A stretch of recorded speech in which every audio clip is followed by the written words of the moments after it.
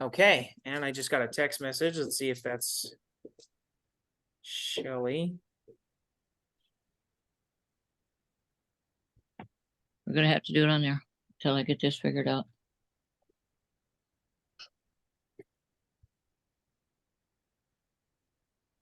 Invalid personal ID. Okay. Yeah, Shelly's having a hard time logging in right now as well. I text her the link directly, so she should be able to just to click on it.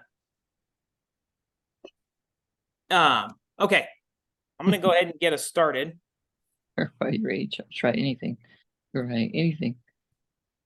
So, what do we know thus far about the book of Numbers? What have we learned, Michelle?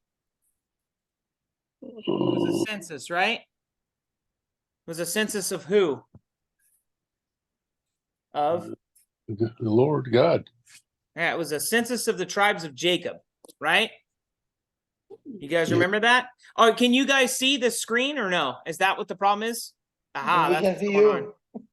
That's what's going on. It's just one of those days today, guys. It's just one of those days. My apologies. Let's see if it'll work this time. There you go. Okay, I got nothing here.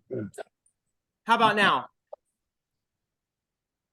It says new Numbers section number 7. Okay. What have we viewed thus far? There's the 12 tribes of Jacob. How many of those 12 tribes do you think you guys could name after our 7th session? Don't say anything over there, boys. I'm going to start with you, Michelle. Go. Name one. Dan. Miguel, name one. It's small. Read it. Okay. What about you, Tatia? Can you name one of the 12 tribes of Jacob? Joseph. Okay. What are one of my sons' names? Levi. All right. Oh, I should have known that. That's the easiest one for me. Okay. Yes. These are the 12 tribes here. Go ahead and read them off, Michelle.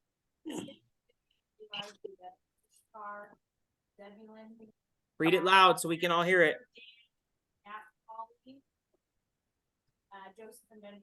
I think I want to email that. Introduce that conference.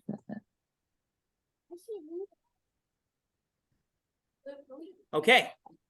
And I think Shelly's going to join us right now. I had to text her the link. So, yeah, these are the 12 tribes. We talked about the positioning of the camp, right? So the camp was positioned like this. Yeah, like a cross. That's right. And what we'll actually read about that a little bit more in depth of that today. That's good. The other thing that we talked about was a Passover. Tatia, what was the Passover? I'm trying to sign on, Elliot. You don't remember what the Passover is? I know. Yeah, I kind of know. Let's hear it, Uncle Charlie. That's when they had put blood on so when they went over, they wouldn't kill these people. If I remember something like that, isn't it? Yes, that is correct. The angel of the Lord came to smote the firstborn. And so that's what the Passover was. And then we talked about the tabernacle in great detail, right? I see that Shelly's on right now. Shelly, if you can hear me, do you remember what God presented himself as to the people over the tabernacle at nighttime? What? Before I can't get A cloud. A cloud during the day, and at night it was fire. That's right. How did God feed the people where they were wandering in the wilderness? That's right. Manna bread. What is That's it? right. Bread. Manicotti. Right? Manicotti. See what it means? It's manna. What does it mean? It means That's what right. is it? That's right. That's right. And the people complained about having all of this Krispy Kreme donuts coming down from heaven, and so they prayed for quail. Do you guys remember what unit of measurement they chose for the volume of quail? 30-gallon drum. It was like a 30-gallon drum. That's right. Or That's equivalent to a 30-gallon drum. I don't remember what it was called, but it was equivalent to a 30-gallon. It was drum. the Homer. It was the Homer Simpson. Homer, wasn't it? Homer. That's right. That's right. Okay. And then we talked about Miriam becoming leprous. Who was Miriam, Miguel? Can't do anything. Moses' sister. Moses' sister. Okay, Michelle. Email for a code. Yep, Like- it was Moses' sister. Who was Aaron, Miguel? The brother. That's right, Moses' Moses' brother. brother. Huh? Okay, so we had this unique account of basically Aaron and Miriam ridiculing Moses for taking a new wife, and we perceived that it was because she was black. And Miriam's punishment was that she became white as, and Or leprosy. Like a that's leper. right. That's right. So shortly after that encounter, they were called to seek out what area? What was it called, Levi? No, all the tribes had to go to a special place, a special land. What was it called? That's right, the Promised Land. And what's a characteristic of the Promised Land that you remember, Michelle?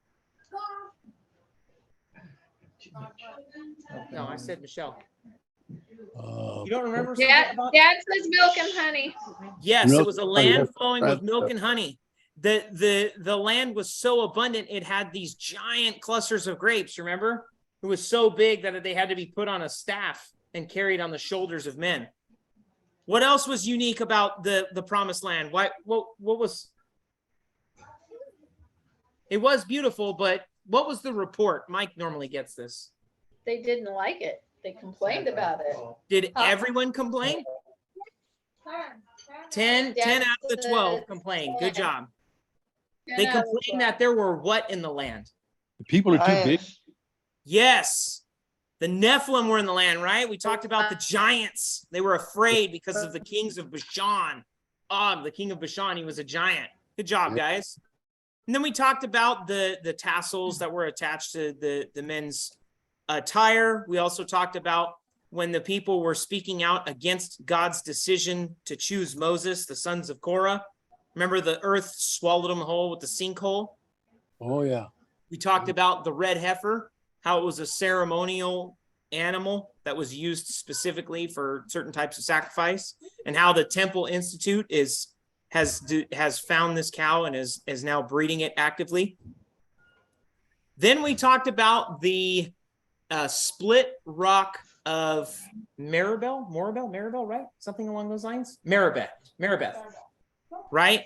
And Moses was told to do what to the rock? Hit it 2 times to get water. No, he was told to do what, Shelley? Strike it. Speak to it. Speak to it. That's right. He was told to speak to it, but what did he do? He struck it twice. Okay. The And water- because he struck that rock, what was his punishment for disobeying God? he, They, He didn't get to go to the promised land. yeah, That they is were- correct. couldn't He go to did the not promised- get to see the promised land. And then if we read further into our Bible, into the New Testament, Paul writes to us that this rock that was in the wilderness was actually who? Yes. Right. Jesus? All right. Good job, babe. It is right here too, if you guys are ever yeah. Very good. All right. And then that gets us, as the kings would deny them passage, and because of that, they were bit by these fiery serpents. And we talked about the symbol of healing. What was the significance about Moses putting a serpent, a bronze serpent, up on this stick in the air and having people look on it to be healed? They're all getting snakes. They were biting off people, killing them. That's right. What was the snake a symbol of? Yeah. Mike said if they got bit, they were saved. Wrong. No, the So if- snake if- represents sin. The snake was a reference to sin. And when people were bitten by the snake, they were dying unless they looked to the cross, then they were saved. And so the significance of that is in That's what he meant. what's that? That's what he meant. Okay. So Jesus tells us in John chapter 3, and as Moses lifted up the serpent in the wilderness, even so must the Son of Man be lifted up, that whosoever believeth in him should not perish, but have eternal life. Then Numbers chapter 22, we just initiated this conversation about Balaam and Balak. And Balaam was a prophet, and Balak was the king of the Moabites, and he had established all these other kings to go against Israel, right? But something was very unique about Balaam when he was on his road, on his travels there. What thing unique happened to Balaam? I can't remember. Yes, he did.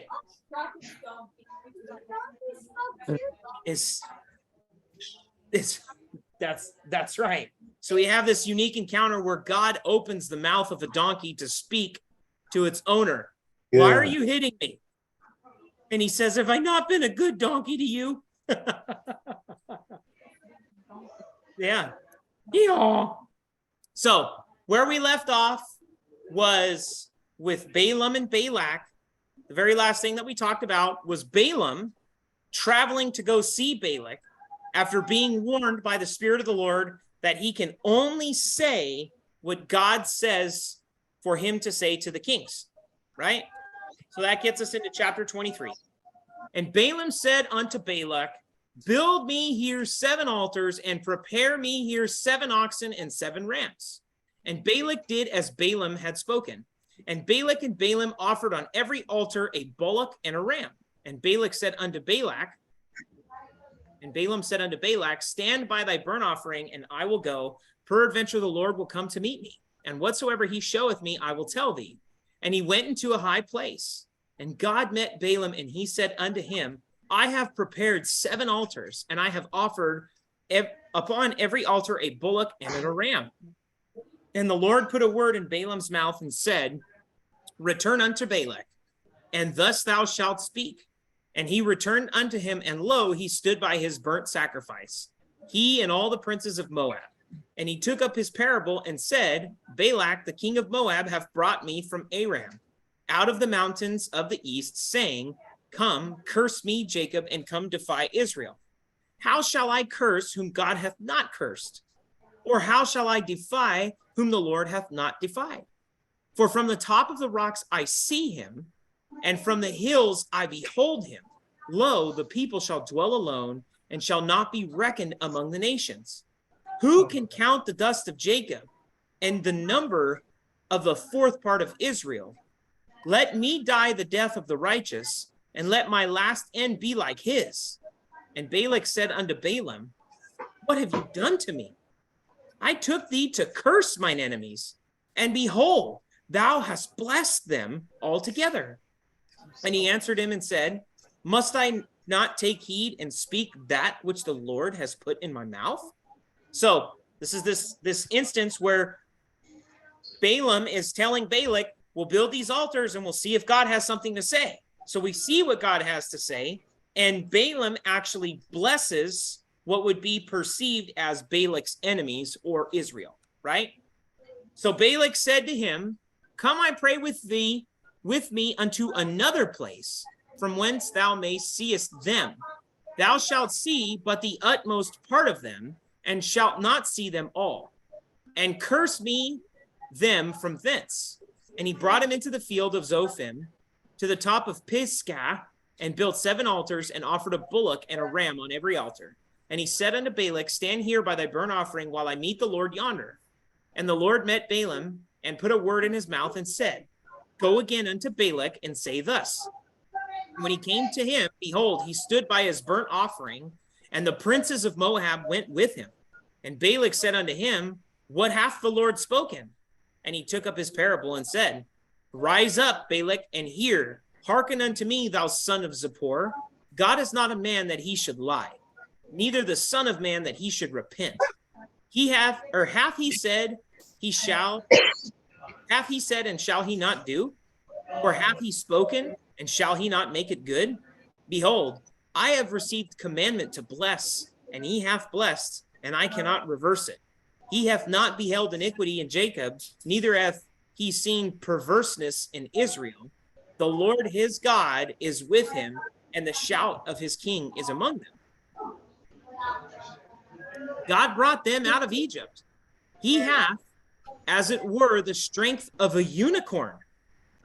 Surely there is no enchantment against Jacob, neither is there any divination against Israel. according to this time it shall be said of Jacob and of Israel, what hath God wrought? So I'm going to take a stop right. Actually, no, we'll keep going. What hath God wrought? Behold, the people shall rise up as a great lion and lift himself up as a young lion. He shall not lie down until he eat of the prey and drink of the blood of the slain. Okay. So did anyone catch the comment where he says, is his strength not that the strength of a unicorn? Funny because mine says ox. Right. So yours may say ox. So let's take a look at the word unicorn. And I got something here for you guys. I thought this was pretty cool. So in several passages, Numbers 23, 24, Deuteronomy 33, Job 39, Psalm 22, Psalm 29, and Isaiah 34, the King James Version of the Bible mentions a unicorn. The original Hebrew is the word re'im, which is translated monoceros in the Septuagint, and unicornus in the Latin Vulgate. Later versions use the phrase wild ox. The original Hebrew word basically means beast with a horn. One possible interpretation is the rhinoceros, but since the Hebrew tau pahaha in Numbers 23:22 refers to more than one horn, it is likely the translators of the Septuagint used creative license to infer a wild and powerful but recognizable animal from their versions. The re'im is believed to refer to the aurochs or the urus, a large cattle which roamed Europe and Asia in ancient times. Aurochs stood over 6 feet tall and were the ancestors of domestic cattle. They became extinct in the 1600s. In the Bible, the wild ox usually refers to someone with great power. And then in Numbers 23, 22, and 24, 28, God compares his own strength to that of a wild ox. In Psalm 22, 21, David imagines his enemies as a wild oxen. The bull represented several different deities, including Baal, Moloch, and the Egyptian Apis. The Israelites tried to adopt these beliefs when they made the golden calf. So that is an image of a comparison to a man to it. Just imagine that guy laying down. It's probably 2 of them, right? Maybe 3. So, is it a unicorn? I don't know. Could be. I mean, it seems to me that it's of a single horn. It could be something like the rhinoceros. It could be some type of an animal that we're just not real familiar with, but it's obviously some type of animal that has immense power. And we see that more when we see the reference to the lion. What hath God wrought? Behold, the people shall rise up as a great lion and lift up himself as a young lion. He shall not lie down until he eat of the prey and drink the blood of the slain. And Balak said unto Balaam, neither curse them at all, nor bless them at all. But Balaam answered and said unto Balak, told not I thee, saying, all that the Lord speaketh, that I must do? And Balak said unto Balaam, come, I pray thee, I will bring thee unto another place. Peradventure it will please God that thou mayest curse them from thence. And Balak brought Balaam unto the top of Peor, that looketh toward Jeshimon. And Balaam said unto Balak, build me here 7 altars, and prepare me here 7 bullocks and 7 rams. And Balak did as Balaam had said, and offered a bullock and a ram of every one on an altar. So now they're in a position where they're on a high mountain and they can see, from what I believe, all of Israel, right? And we see that, and this is the beginning of chapter 24. And when Balaam saw that it pleased the Lord to bless Israel, he went not, as at other times, to seek for enchantments. But he set his face toward the wilderness, and Balaam lifted up his eyes, and he saw Israel abiding in his tents according to their tribes, and the Spirit of God came upon him. So Balaam's on the top of a mountain looking down on the tribes of Israel in their tents. What do you think he saw? Cross. That's right. This is probably something someone did an artist's rendering of this here, where he's looking out at the tribes. It's pretty cool, pretty well done, right? So What is what? This perceived, we're calling this Balaam right here. Balaam's the kind of, huh? So we see what Balaam is now going to say. And he took up his parable and said, Balaam, the son of Beor, hath said, and the man whose eyes are open hath said, he hath said, which he heard the words of God, which saw the vision of the Almighty falling into a trance, but having his eyes open. How goodly are thy tents, O Jacob, and thy tabernacles, O Israel. As the valleys are they spread forth, as gardens by the river's side, as the trees of lying aloes, which the Lord hath planted, and as the cedars besides the waters.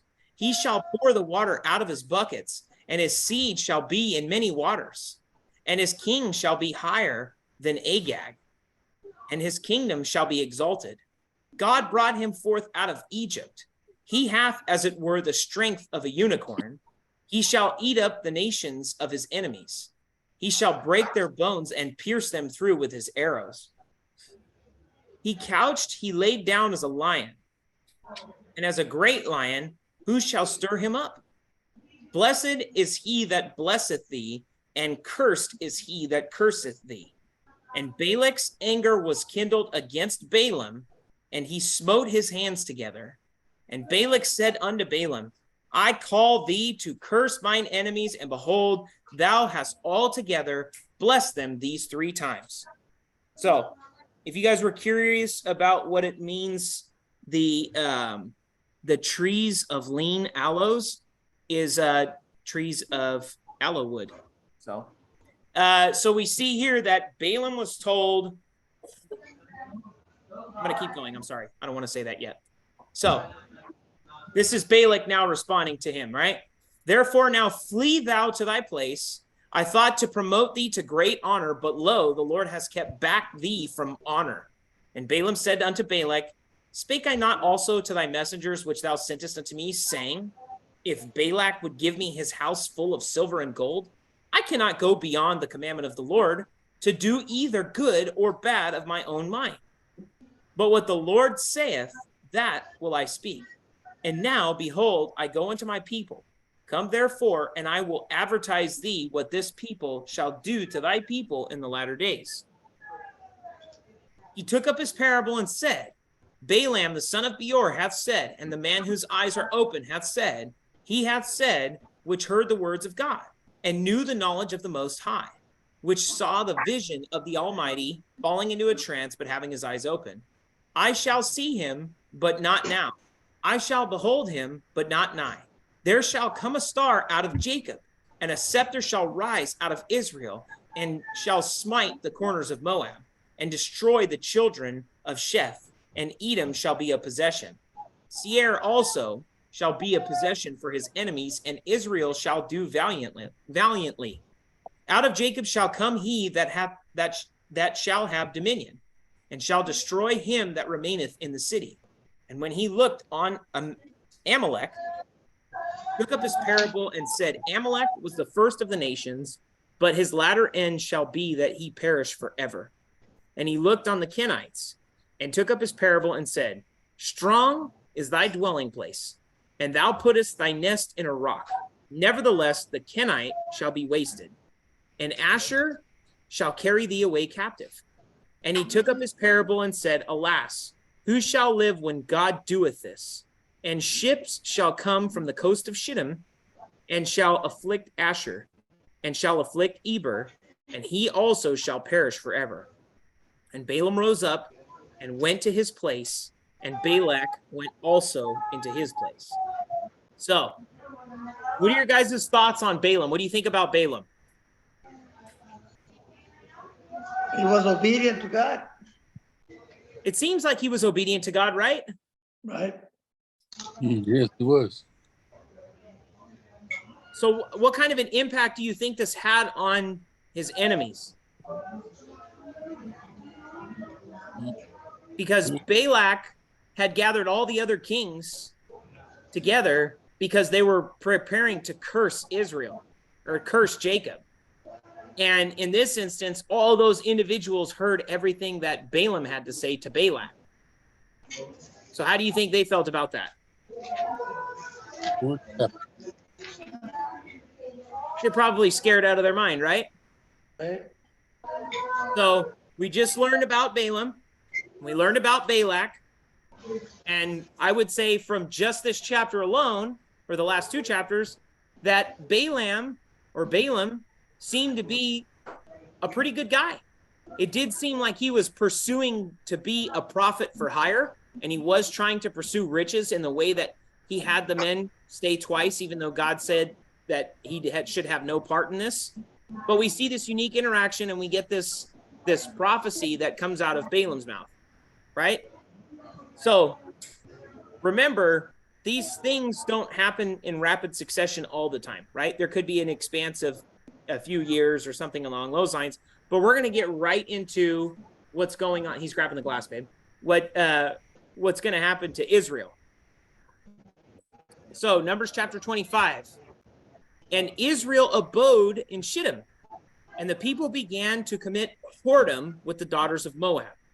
And they called the people unto the sacrifices of their gods, and the people did eat, and bowed down to their gods. And Israel joined himself unto Baal Peor, and the anger of the Lord was kindled against Israel. And the Lord said unto Moses, take all the heads of the people, and hang them up before the Lord against the sun, that the fierce anger of the Lord may be turned away from Israel. And Moses said unto the judges of Israel, slay ye every one of his men that were joined unto Baal Peor. And behold, one of the children of Israel. Okay. So we just got done talking about how Israel's going to be blessed. Israel's going to be blessed. I'm not going to bless. Instead of curse, I'm going to bless. Is a God a man who is like a man and takes back what he says? So no, of course he's not. So now all of a sudden, in the very next chapter here, what we're reading is the people of Israel are committing whoredom with the daughters of Moab, right? And what's unique is that they've joined themselves unto Baal Peor, which was the exact location where Balaam went to perform this, I don't want to call it an oration, but he basically went up there to perform these sacrifices to hear from God about these things. He went to their place, which was a high mountain place of where they would commit worship to their god Baal, right? So what we will come to read, because we probably won't get there tonight, but I want you guys to know this, is that in Numbers chapter 31, verse 16, this is what it says. Behold, these caused the children of Israel through the counsel of Balaam to commit trespass against the Lord in the matter of Peor, and there was the plague among the congregation of the Lord. So we see this prophet Balaam, who perceiving it, it sounds like he did an okay job as far as following what God's instructions were, but he was a prophet for hire. And we can perceive from this is that the way that he could see Israel fall short in the sight of God is by telling his enemies or telling these other kings to send their women into the camp of Israel. And then the women would, perform whatever type of sexual desire was out there and cause them to flip over to worship the gods of Moab. And that's what we see here in the beginning of this chapter, right? And Israel abode in Shittim, and the people there began to commit whoredom with the daughters of Moab, and they called the people unto the sacrifices of their gods. Good work.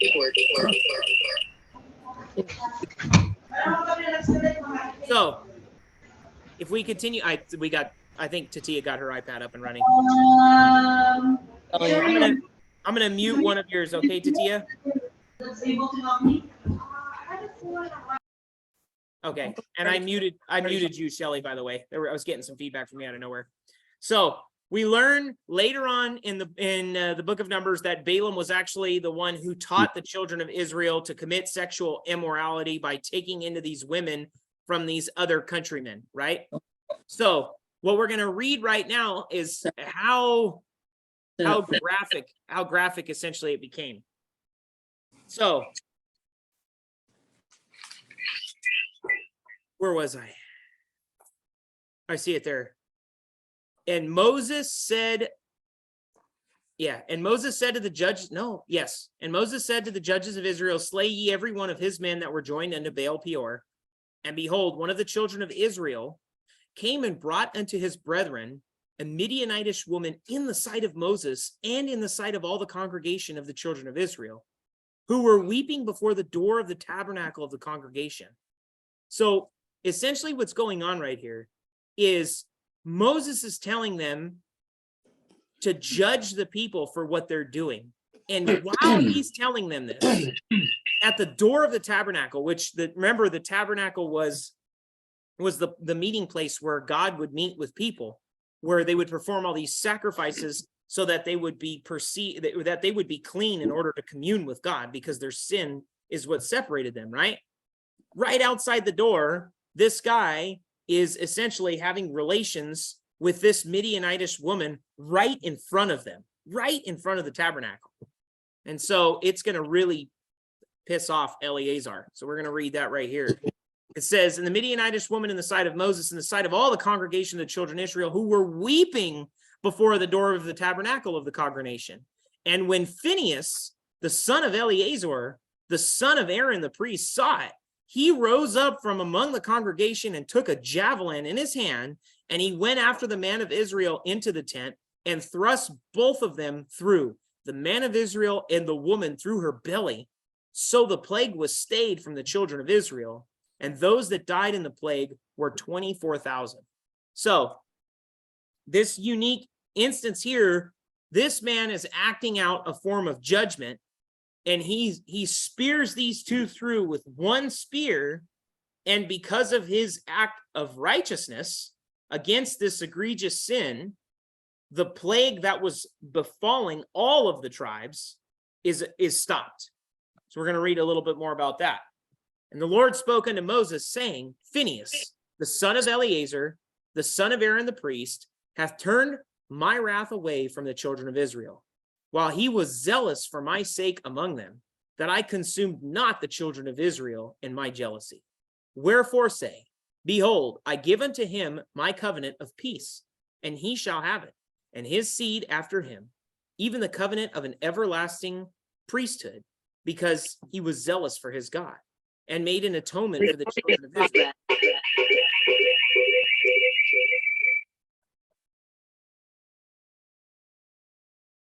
Wherefore say, behold, I give unto him a covenant of peace, and he shall have it, and his seed after him, even the covenant of an everlasting priesthood, because he was zealous for his God, and made an atonement for the children of Israel. Now the name of the Israelite that was slain, even that was slain with the Midianitish woman, was Zimri, of the son of Salu, a prince of a chief house among the Simeonites. And the name of the Midianitish woman that was slain was Cosbi, the daughter of Zur. He was head over a people, and of a chief house in Midian. And the Lord spake unto Moses, saying, vex the Midianites and smite them, for they vex you with their wiles, wherewith they have beguiled you in the matter of Peor, and in the matter of Cosbi, the daughter of the prince of Midian, their sister, which was slain in the day of the plague for Peor's sake. And it came to pass after the plague that the Lord spake unto Moses and unto Eleazar, the son of Aaron the priest, saying, take the sum of all the congregation of the children of Israel from 20 years old and upward throughout their father's house, all that are able to go to war in Israel. And Moses and Eleazar the priest spake with them in the plains of Moab by Jordan near Jericho, saying, take the sum of the people from 20 years old and upward, as the Lord commanded Moses and the children of Israel, which went forth out of the land of Egypt. So the next several slides are going to be very familiar to you guys, because when we first started the book of Numbers, it was an account of a census. So right now we're going to go through that census again, but this is finishing out the 40 years of wandering in the desert, or the 38 years of wandering in the desert. So it's a lot of names and a lot of numbers. I'm just letting you guys know. So Reuben, the eldest son of Israel, the children of Reuben, Hanok, of whom cometh the family of the Hanokites, of Palu, the family of the Palulites, of Hezron, the family of the Hezronites, Of Carmi, the family of the Carmiites. These are the families of the Reubenites, and they that were numbered of them were 43,730. And the sons of Palu, Eliab, and the sons of Eliab, Nemuel, and Dathan, and Abiram. And this is that Dathan and Abiram, which were famous in the congregation, who strove against Moses and against Aaron in the company of Korah, when they strove against the Lord, and the earth opened her mouth and swallowed them up together with Korah. When that company died, what time the fire devoured the 250 men, and they became a sign. Notwithstanding, the children of Korah died not. The sons of Simeon, after their families, of Nemuel, the family of the Nemuelites, of Jamin, the family of the Jaminites, of Jachin, the family of the Jachinites, of Zerah, the family of the Zerahites, of Shaul, the family of the Shaulites. These are the families of the Simeonites, 20 and 2,200. The children of Gad after their families, of Zephon, the family of the Zephonites, of Haggai, the family of the Haggites, of Shuni, the family of the Shunites, of Ozni, the family of the Ozanites, of Eri, the family of the Erites, of Arod, the family of the Arodites, of Areli, the family of the Arelites. These are the families of the children of Gad, according to those that were numbered with them, 40,500. And the sons of Judah were and Onan. And and Onan died in the land of Canaan. And the sons of Judah after their families were Shelah, the family of the Shelalites, of Pharez, the family of the Pharezites, of Zerah, the family of the Zerahites. The sons of Pharez were of Hezron, of the family of the Hezronites, of Hamuel, the family of the Hamuelites. These are the families of Judah according to those that were numbered of them, 16,500. Of the sons of Issachar after their families, of Tola, the family of the Tolites, of Pua, the family of the Punites, of Jashub, the family of the Jashubites, of Shimron, the family of the Shimronites. These are the families of Issachar according to those that were numbered of them, 4,300. Do you guys remember that name Tola? Do you remember what Tola means? Tola was the crimson worm. Do you guys remember the crimson worm? Red thing? Yes, the worm that is red and it attaches itself to a tree. Do you remember this? When it attaches itself to the tree, it dies and it creates this big red blood stain. And its little kids eat off of its body, and after 3 days it turns white as snow. Remember? And then the trees are all marked as white as snow. It was a symbol of sin. When Jesus calls out from the cross, I am not a man, I am a worm. It says he is the Tola. Okay. It's all good. Numbers 26. And the sons of Zebulun after their families, of Sered, the family of the Sardites, of Elon, the family of the Elonites, of Jehaleel, the family of the Jahelites. These are the families of the Zebulunites according to those that were numbered of them, 3,500. The sons of Joseph after their families were Manasseh and Ephraim. Of the sons of Manasseh, of Machir, the family of the Machirites, of Machir begat Gilead, of Gilead from the family of the Gileadites. These are the sons of Gilead, of Jezer, the family of the Jezerites, of Helek, the family of the Helekites, and of Azrael, the family of Azraelites, and of Shechem, the family of the Shechemites, and of Shemitah, the family of the Shemitites, and of Hepher, the family of the Hephronites. And of Zelophehad, the son of Hepher, had no sons, but daughters, and the names of the daughters of Zelophehad were Mahalalel, and Noah, Holga, Milcah, and Tirzah. These are the families of Manasseh, and those that were numbered of them, 52,700. These are the sons of Ephraim after their families, of Shuthelah, the family of the Shuthelahites, of Becher, the family of the Bacharites, of Tahan, the family of the Tahanites, and these are the sons of Shuthelah, of Eran, the family of the Aaronites. These are the family of the sons of Ephraim, according to those that were numbered with them, 32,500. These are the sons of Joseph after their families, The sons of Benjamin after their families, of Bela, the family of the Belaites, of Ashbel, the family of the Ashbelites, of Ehiram, the family of the Ehiramites, of Shupham, the family of the Shupanites, of Hupham, the family of the Huphanites. The sons of Bela were Ard and Naaman, of Ard, the family of the Ardites, and of Naaman, the family of the Naamanites. These are the sons of Benjamin after their families, and they that were numbered of them were 45,600. These are the sons of Dan after their families, of Shuham, the family of the Shuhamites. These are the families of Dan after their families. All of the families of the Shuhamites, according to those that were numbered with them, were 64,400. Of the children of Asher after their families, of Jimnah, the family of the Jiminites, of Jesui, the family of the Jesuites, of Beriah, the family of the Berites, of the sons of Beriah, of Heber, the family of the Heberites, of Malchil, the family of the Malchilites. And the name of the daughter of Asher was Sarah. And these are the families of the sons of Asher, according to those that were numbered of them, who were 50,400.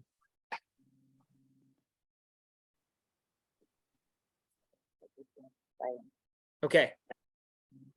And of the sons of Naphtali after their families, of Jehaziel, the family of the Jehazelites, of Guni, the family of the Gunites, of Jazer, the family of the Jezerites, of Shelam, the family of the Shelamites. These are the families of Naphtali according to their families, and they that were numbered with them were 45,400. These were the numbered of the children of Israel, 600,000 and 1,730. And the Lord spake unto Moses, unto these the land shall be divided for an inheritance according to the number of names. To many thou shalt give the more inheritance, and to few thou shalt give the less inheritance. To every one shall his inheritance be given according to those that were numbered of him. Notwithstanding, the land shall be divided by lot. According to the names of the tribes their fathers shall they inherit. According to the lot shall the possession thereof be divided between many and few. And these are they that were numbered of the Levites after the families. Of Gershon, the family of the Gershonites, of Kohath, the family of the Kohathites, of Merari, the family of the Merarites. These are the families of the Levites, the families of the Libnites, the families of the Hebronites, and the family of the Mahalites, the family of the Mushites, and the family of the Korathites. And Kohath begat Amram. And the name of Amram's wife was Jochebed, the daughter of Levi, whom her mother bare to Levi in Egypt.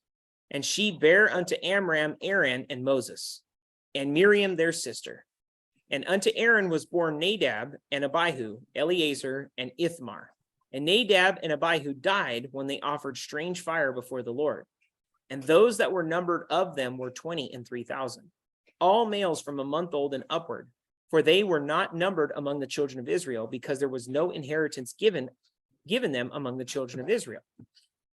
These are they that were numbered by Moses and Eleazar the priest, who numbered the children of Israel on the plains of Moab by Jordan near Jericho. But among these there was not a man of whom Moses and Aaron the priest numbered, when they numbered the children of Israel in the wilderness of Sinai. For the Lord had said of them, they shall surely die in the wilderness, and there was not left a man of them, save Caleb the son of Jephunneh, and Joshua the son of Nun. So in that genealogy, there was a certain section where there was a man who didn't have any sons, he only had daughters. So it'd be perceived that they get left out, right? So we're going to see something unique here where it talks about that. It says, then came the daughters of Zelophehad, the son of Hepher, the son of Gilead, and the son of Machir, the son of Manasseh, of the families of Manasseh, the son of Joseph. And these are the names of his daughters, Mahalal, Noah, and Holga, and Milcah, and Tisra. And they stood before Moses, and before Eleazar the priest, and before the princes and all the congregation by the door of the tabernacle of the congregation, saying, our father died in the wilderness, and he was not in the company of them that gathered themselves together against the Lord in the company of Korah, but died in his own sin, and had no sons. Why should the name of our father be done away from among his family, because he hath no son? Give unto us therefore a possession among the brethren of our father. And Moses brought their cause before the Lord, and the Lord spake unto Moses, saying, the daughters of Zelophehad speak right. They shall surely give them a possession of an inheritance among their father's brethren. And thou shalt cause the inheritance of their father to pass unto them. And thou shalt speak unto the children of Israel, saying, if a man die and have no son, then ye shall cause his inheritance to pass on to his daughter. And if he have no daughter, then he shall give his inheritance unto his brethren. And if he have no brethren, then he shall give his inheritance unto his father's brethren. And if his father have no brethren, then he shall give his inheritance unto his kinsmen, that it is next to him in his family. And he shall possess it, and it shall be unto the children of Israel a statute of judgment, as the Lord commands Moses.